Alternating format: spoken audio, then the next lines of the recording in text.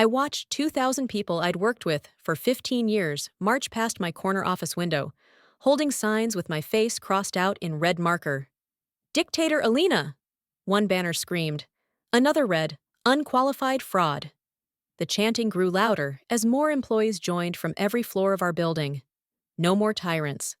No more tyrants. My hands pressed against the glass as I stared down at faces I recognized. Juniper from accounting, who I'd helped get promoted last year. Trevor from marketing, whose wedding I'd attended just months ago. Daniela from HR, who'd cried in my office when her father passed away. All of them now screaming for my removal. The security guard knocked on my door. "Ma'am, they're demanding you come down and address them. The crowd is getting bigger. I'm Elena Rodriguez, 38 years old, and I'd just been promoted to Chief Strategy Officer at one of the largest consulting firms in the country. This should have been the proudest moment of my career.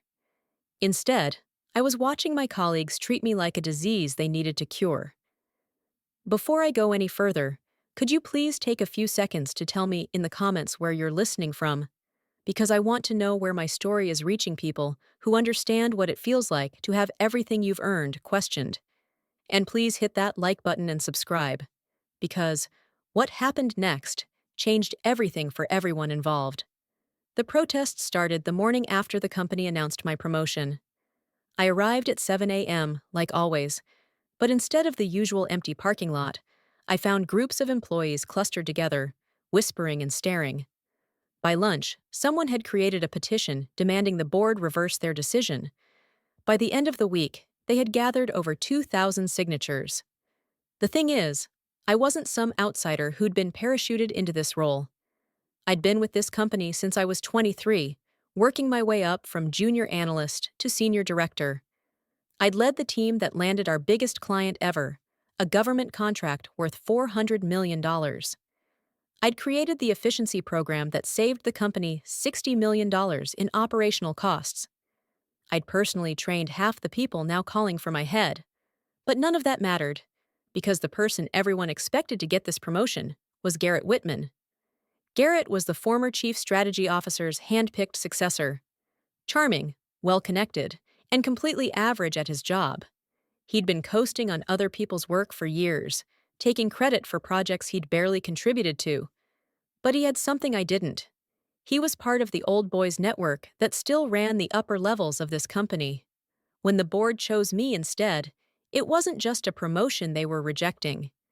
It was the idea that someone like me, a woman who didn't play golf at the country club, who didn't attend the right social events, who actually did her own work, instead of delegating everything, could rise to their level. The breaking point came during the third week of protests. I was in my office reviewing quarterly reports when my assistant, Cameron, knocked on my door. His face was pale, and he was holding a printed email. "This just went out to the entire company," he said, handing me the paper. The subject line read, "Concerns about current leadership direction." It was signed by Garrett Whitman and 47 other senior employees. The email was 3 pages long, filled with corporate language that essentially said I was unfit for the role, and my leadership style was damaging company culture and employee morale. But the final paragraph was what made my blood freeze. They weren't just questioning my abilities anymore. They were questioning my ethics, suggesting I had somehow manipulated or pressured the board into choosing me. They were calling me corrupt. That afternoon, I had a meeting with the board of directors. I walked into that conference room, expecting them to stand behind their decision, to defend the promotion they'd unanimously approved just weeks earlier. Instead, I found 12 men and 2 women who couldn't look me in the eye. The chairman, Preston Blackwood, spoke first. "Elena, we need to discuss the current situation. The employee response to your promotion has been unprecedented." "The employee response has been unprofessional and inappropriate," I replied. "These people are questioning a decision made by the board based on merit and performance." "Nevertheless," said board member Victoria Sterling, "we have to consider what's best for company stability. The protests are affecting productivity. Clients are starting to ask questions." That's when I realized what was happening. They were preparing to throw me under the bus to save themselves from dealing with an uncomfortable situation. Are you asking me to resign? I asked directly. The silence stretched for what felt like hours. We're asking you to consider what's best for the company, Preston finally said. I stood up slowly, gathering my papers. I need time to think about this. That night, I sat in my apartment, looking over the company's financial reports. What I discovered made everything clear. We were in serious trouble. The company was hemorrhaging money faster than anyone realized. Our biggest clients were considering leaving. 3 major projects had gone over budget by enormous amounts. We were looking at massive layoffs within the next quarter, at least 25% of our workforce. The same people protesting my promotion were about to lose their jobs, and they had no idea. But I also found something else in those files. 6 months earlier, I had submitted a comprehensive restructuring plan to the board. A plan that would have prevented these layoffs, cut unnecessary spending, and repositioned the company for growth. The board had rejected it without serious consideration, calling it too radical and unrealistic. Garrett had been in that meeting. He'd been one of the loudest voices against my proposal. That's when I made my decision.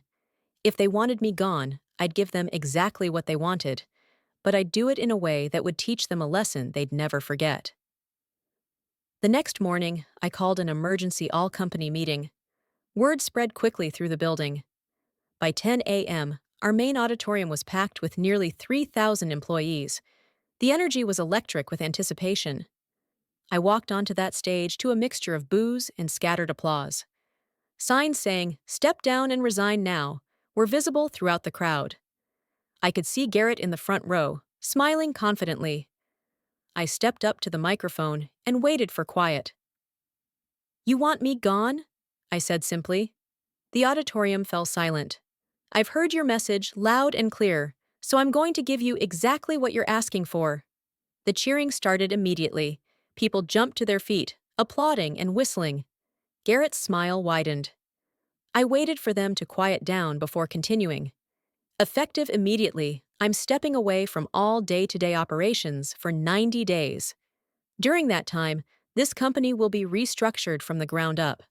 You'll be divided into 15 cross-functional teams, each with representatives from every department. The cheering stopped. Confused murmurs rippled through the crowd. Each team will have 90 days to develop a comprehensive strategy to improve company performance, increase efficiency, and enhance profitability. The winning strategy will be implemented company-wide. The team that develops it will be promoted to senior leadership positions. Now the auditorium was completely silent. What I'm not going to tell you is the full scope of the challenges this company is currently facing. That information stays with me. Your job is to solve problems you don't know exist yet. I looked directly at Garrett. You wanted to lead this company? Here's your chance. All of you. I walked off that stage to total silence, leaving behind a room full of people who had no idea what they'd just gotten themselves into. For the next 3 months, I watched from the sidelines as chaos consumed the company. Teams formed and disbanded. Arguments broke out in meetings. People who had never worked together were suddenly forced to collaborate on projects they didn't understand. Garrett naturally positioned himself as the leader of Team Alpha, bringing together the 47 people who had signed the email questioning my leadership.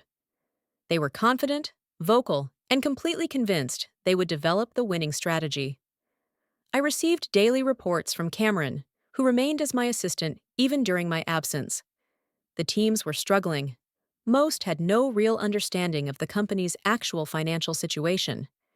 They were developing strategies based on incomplete information, treating this like an academic exercise rather than a fight for survival.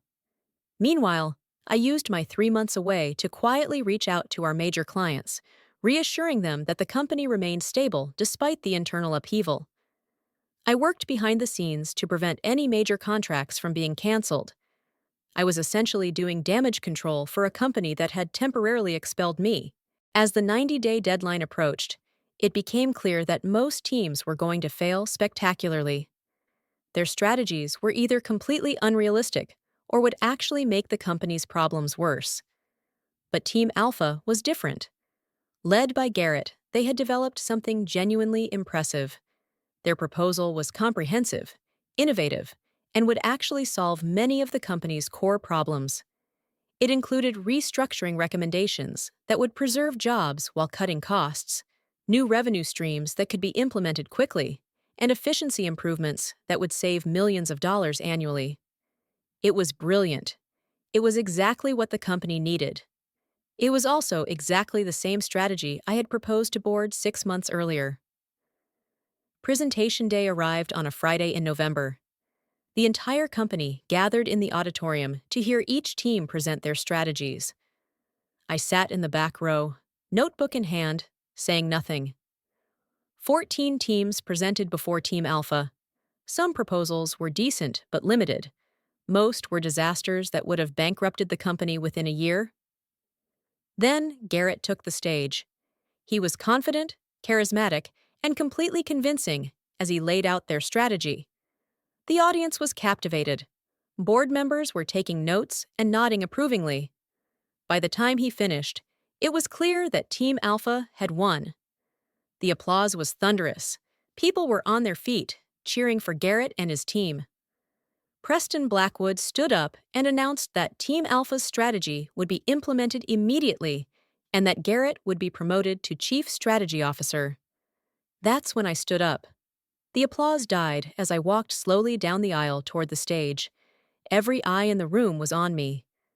I could hear my heels clicking on the floor, the only sound in the completely silent auditorium.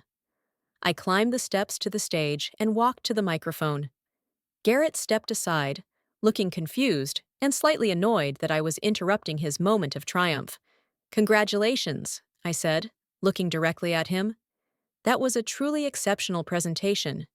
Your strategy will save approximately 3,000 jobs that would have been eliminated next quarter. It will also return this company to profitability within 6 months."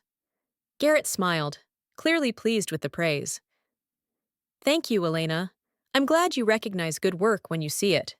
I reached into my bag and pulled out a folder. "I'm curious about something, though. How did you know this strategy would work so well?" "We spent 3 months developing it," he replied. "We analyzed every aspect of the company's operations." "Interesting." I opened the folder and pulled out a presentation deck because this is the exact same strategy I presented to the board of directors on May 15th of this year. I connected my laptop to the projection system and displayed my original presentation on the screen behind us. The date stamp was clearly visible. So was the board's rejection letter, which I displayed on the next slide. The temperature in that room seemed to drop 20 degrees. Every recommendation you just made, I made 6 months ago. The restructuring plan? Mine. The new revenue streams? Mine. The efficiency improvements? Mine. Even the implementation timeline is identical. Garrett's face had gone completely white. That's impossible. We developed this independently." I clicked to the next slide, which showed email timestamps and meeting records. "Actually, you had access to my original presentation through the board archives, which means you either plagiarized my work deliberately or you accidentally recreated something that already existed because you never bothered to do your research." The auditorium was so quiet I could hear the air conditioning humming. But here's what really fascinates me. I continued, clicking to the final slide. "When I presented this strategy 6 months ago, you were sitting in that board meeting, Garrett. You personally called my plan unrealistic and too aggressive. You said I didn't understand business realities." I looked out at the audience, making eye contact with as many people as possible. "So, either you were wrong then, or you're wrong now. Either way, the person who actually developed this strategy, the strategy you're all celebrating, has been standing right here the entire time." I clicked off the presentation and faced the crowd. "You wanted me removed because you thought I was unqualified. But the solution you're now embracing as brilliant is exactly what I tried to give you months ago. The difference is that now it's coming from someone you're more comfortable following." I turned back to Garrett. "You'll implement this strategy with my full support. You'll get complete credit for its success. And every time someone congratulates you for saving this company, you'll know exactly whose idea it really was." The silence was absolute. 3,000 people staring at me, finally understanding what had really happened. I walked toward the exit, then stopped and turned back one more time. Oh, and one more thing. The board meeting to discuss my permanent return to the Chief Strategy Officer position is scheduled for Monday morning. I hope to see you all then. I left that auditorium to complete silence, but I could feel the weight of 3,000 stares following me out. What happened next would change everything, not just for me, but for every single person who had demanded my removal. Because the story I just told you isn't even the real revenge. That was just the setup. Monday morning came faster than anyone expected. I arrived at the office at 6 a.m., 2 hours before the board meeting. The building felt different somehow. Quieter, more tense. Word of Friday's revelation had spread over the weekend, and I could feel the shift in energy the moment I stepped through the front doors. Cameron was waiting for me with coffee and a stack of messages. The phones haven't stopped ringing since Friday afternoon. He said, "Reporters, industry publications, headhunters, everyone wants to know what's happening here." I nodded, settling into my temporary office. "Any word from the board?" Preston called 3 times over the weekend. Victoria Sterling sent an email asking for a private meeting before the board session, and he hesitated. Garrett submitted his resignation letter yesterday evening. That surprised me. I'd expected him to fight, to try to spin the situation somehow. Interesting. What reason did he give? Personal circumstances requiring immediate attention. Cameron handed me the letter. Very brief. I read through Garrett's resignation. 3 sentences, no explanation. Effective immediately.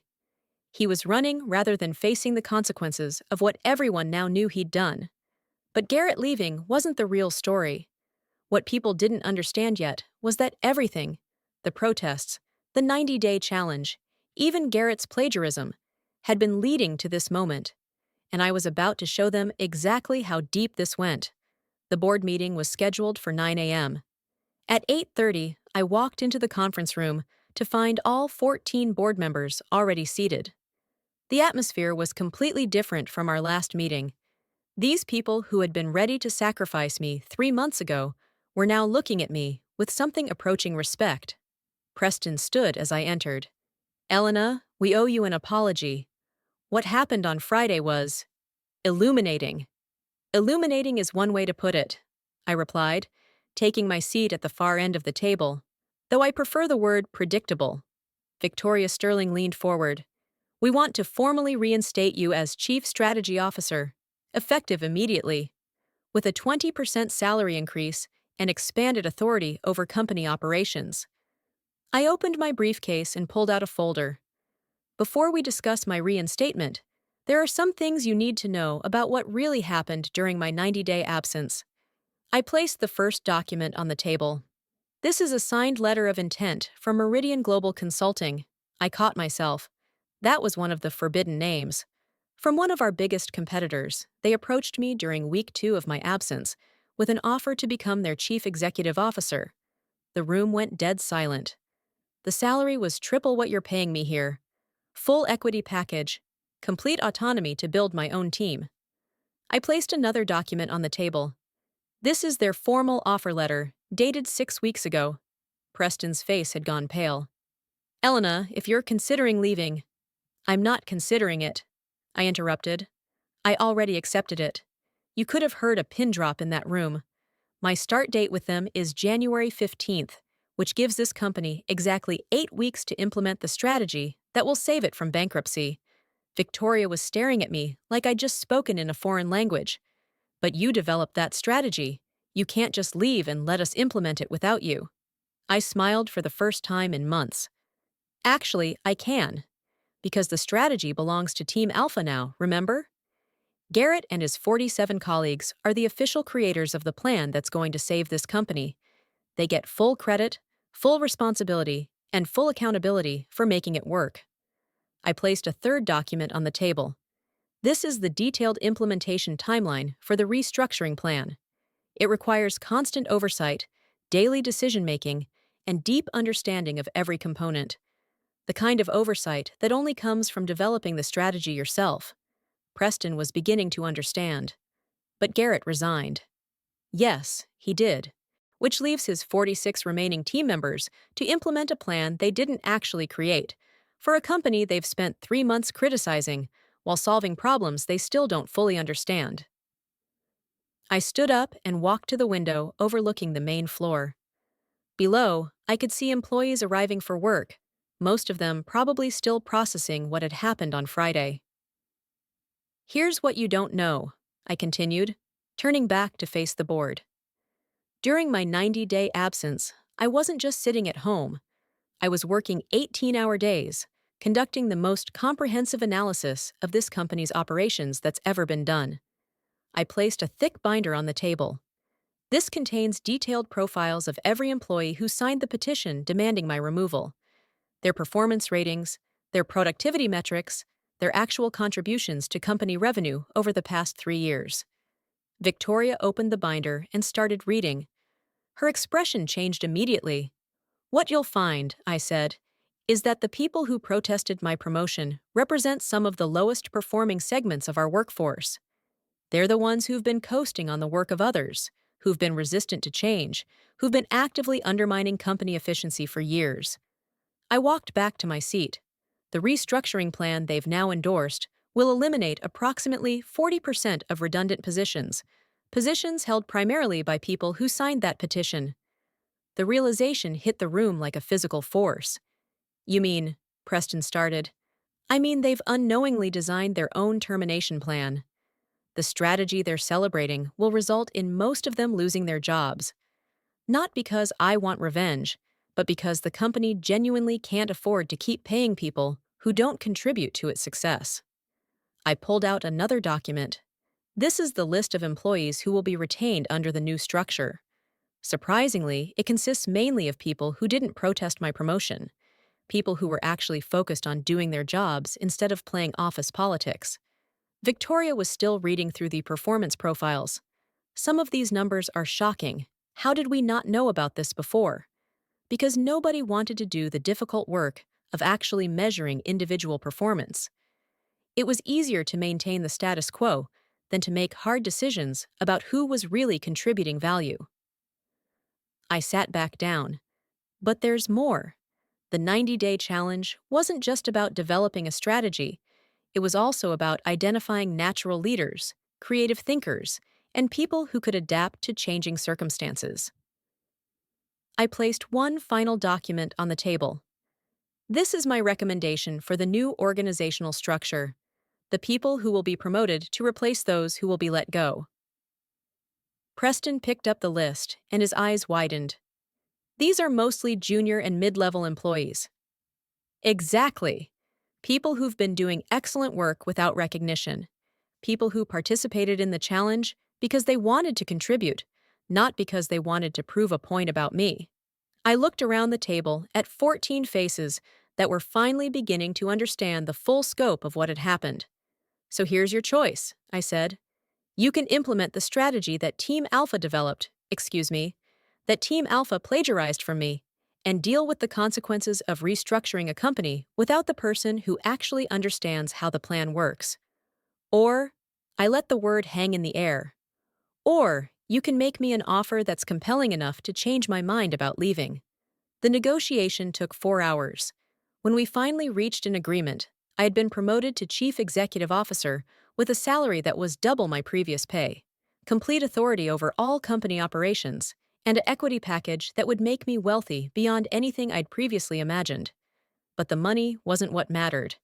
What mattered was the power to finally run this company the way it should be run.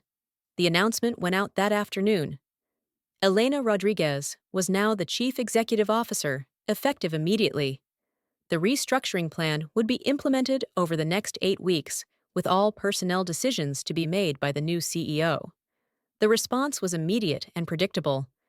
The same people who had protested my promotion to Chief Strategy Officer were now panicking about my elevation to the top position in the company.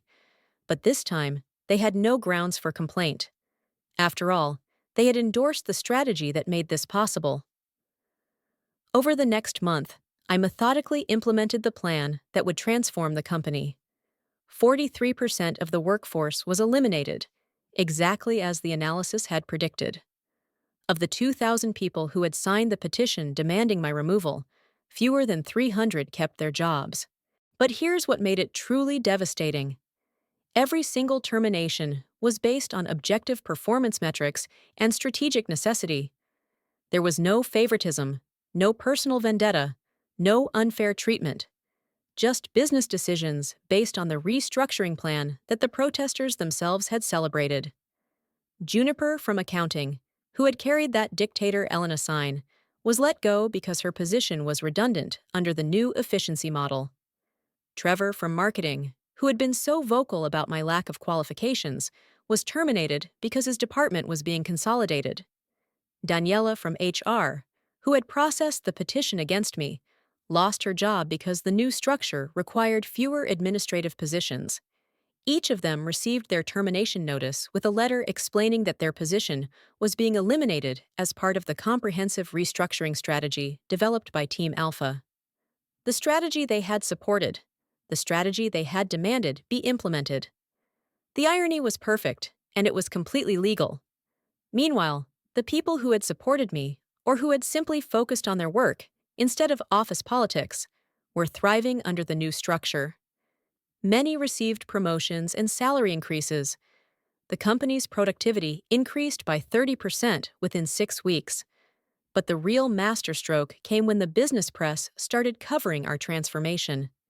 Article after article praised the innovative restructuring strategy that had saved the company from bankruptcy. They interviewed the remaining members of Team Alpha, who had to stand there and take credit for a plan they hadn't actually developed, while watching their former colleagues lose their jobs because of that same plan. The financial results spoke for themselves. Within 2 months, we had returned to profitability. Within 4 months, our stock price had increased by 70%. Industry analysts were calling it one of the most successful corporate turnarounds in recent history. And through it all, I never once mentioned the protests, the petitions, or the people who had questioned my qualifications. I didn't need to. The results spoke louder than any words ever could. 6 months after becoming CEO, I was invited to speak at the National Business Leadership Conference. The topic was turning crisis into opportunity. As I stood on that stage, looking out at an audience of executives from around the country, I thought about everything that had brought me to this moment. The protests that had tried to destroy me had actually given me the perfect opportunity to demonstrate my capabilities. The people who had questioned my leadership had unknowingly provided me with the mandate to restructure the company exactly as I had always wanted to. The strategy they had stolen from me had become the foundation for my greatest professional triumph. I had turned my enemies into the architects of their own downfall, and they had done it willingly, enthusiastically, while thinking they were defeating me. The greatest revenge isn't destroying your opponents, it's watching them destroy themselves while believing they're winning. As I finished my speech that day, receiving a standing ovation from 3,000 business leaders, I realized that sometimes the universe has a sense of humor. Sometimes it gives you exactly what you need, disguised as everything you didn't want. 2,000 people had protested my promotion, demanding that I be removed from a position of authority. In the end, their protest had elevated me to the highest position in the company, with more power and influence than I had ever dreamed possible. They had gotten exactly what they asked for, and so had I. Looking back now, I can honestly say that those protesters did me the biggest favor of my career. They forced me to prove myself in a way that simply getting promoted never could have. They gave me the opportunity to demonstrate not just my competence, but my strategic thinking, my leadership abilities, and my capacity to turn adversity into advantage. Most importantly, they taught me that sometimes the best response to people who underestimate you isn't to argue with them or try to convince them they're wrong. Sometimes the best response is to let them dig their own graves while you quietly position yourself to benefit from their mistakes. If you've made it this far in my story, I want you to know that this isn't just about corporate politics or workplace drama. This is about what happens when people let prejudice and assumption override evidence and merit. This is about the price of trying to tear down someone who's worked for everything they've achieved. But it's also about resilience, strategy, and the power of staying focused on your goals, even when everything seems to be working against you. So if you're facing your own crowd of protesters, your own group of people who think you don't belong where you are, remember this. Sometimes the best revenge is simply being so successful that their criticism becomes irrelevant. If this story resonated with you, if you've ever felt like you had to prove yourself to people who had already made up their minds about you, please hit that like button and subscribe to this channel. Share this video with someone who needs to hear that their current struggles might just be setting them up for their greatest victory. And leave me a comment telling me about a time when someone underestimated you. I read every single comment, and I love hearing your stories of turning adversity into triumph. Because at the end of the day, the people who try to hold you back are often just showing you exactly how high you're capable of rising.